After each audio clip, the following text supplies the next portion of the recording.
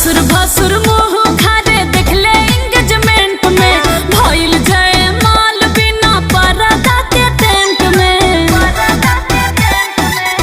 बिना रे बिया हेलेनी सबसे बतियाई, बिना रे बिया हेलेनी सबसे बतियाई।